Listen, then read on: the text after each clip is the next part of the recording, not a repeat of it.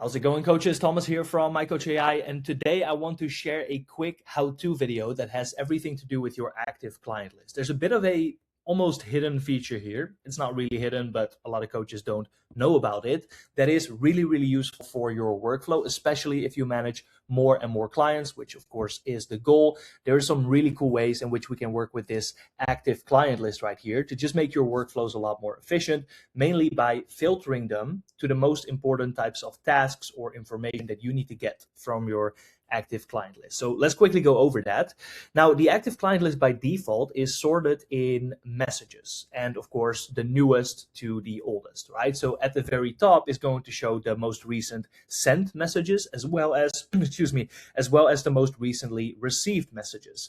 If they are just recently received, it's going to display a little blue dot indicating it's a new message that's not yet been read, and it's going to be pushed to the very top. But even if you send a new message, that counts as message activity, and it will show more to the top of your active client list. So that's the default, which is really convenient. And of course, for big parts of your workflow, you got to be just attentive to messages coming in and you responding to them. So it's a great default to keep the active client list at, so you can always see new incoming messages. But a couple other options we have, and I'm going to show you here by clicking on the active client list. This is where we can find the different filtration options. And what we see immediately is a search bar as well. So I'll quickly mention that to the side. If you're ever looking for a certain client, you can always type in the search bar, select that specifically, and you have that client at the top. Okay, so keep that in mind too if you ever need to find a specific one. But back to the filters. So we are in the sort by section and we see the messages newest to oldest. Again, that's the default. That's the one that we've looked at so far. But then the second one is by check-ins. So this is really useful for your check-in workflow. It's going to show the nearest to the furthest check-in right here on the list, but it also shows statuses with them, right? So it can say, hey, this John James check-in is has been completed on Wednesday, November 5th, right? And another client show, hey, this check-in is currently scheduled for a certain day, so no action required. Or maybe there is action required. So in red, we can see here that the latest check-in with the date was not actually completed by these clients. So that requires our attention. Very easy to see visually if you sort the client list in this way. So make sure you make use of that, especially if you have a set moment in the week or day that you go and review your check-ins. Filter the list in this way. It's going to make your life a lot easier, so you can run through the check-ins. The third option of the sort by is the last scheduled day. Super simple. That's it. Nearest to furthest. And that's, of course, about their actual schedules, right? So this is a great way for you to check in on if people still have items that are going to be, scheduled for them, if they have programs assigned, if they are actively, receiving things for your coaching. If it's not the case, of course, it requires your attention. So that's the last one of the three filter options there.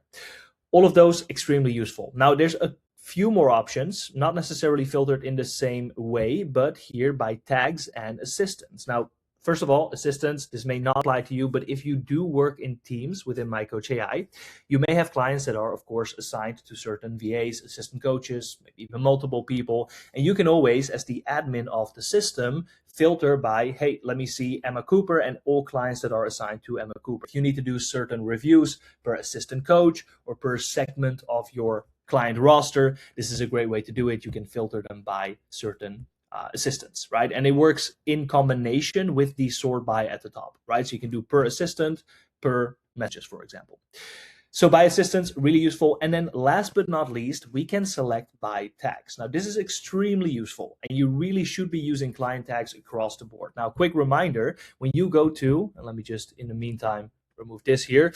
If you go to invite a new client, you have the ability to add client tags right here that will be assigned to them. Also, you can, once clients are already onboarded, go into the client profile and add more client tags here as well. Okay. And you absolutely should, because it helps you keep things organized, segment your business. If you do things in bulk, you're going to be able to use these tags and just find clients a lot more easily. So make sure you leverage them. And also here in the active client list, it is really convenient, right? You may have clients tagged by beginner or advanced, or you may have tags, that have to do with the group or the product or the program that they are in, right? If you want to look at everyone who is participating in your 30-day challenge, awesome. You have them tagged, you select the list, you only see those clients. And this way, especially if you have multiple offers running or multiple programs or lead generation campaign, whatever it may be, you are now very easily able to manage those things separately within your workflow.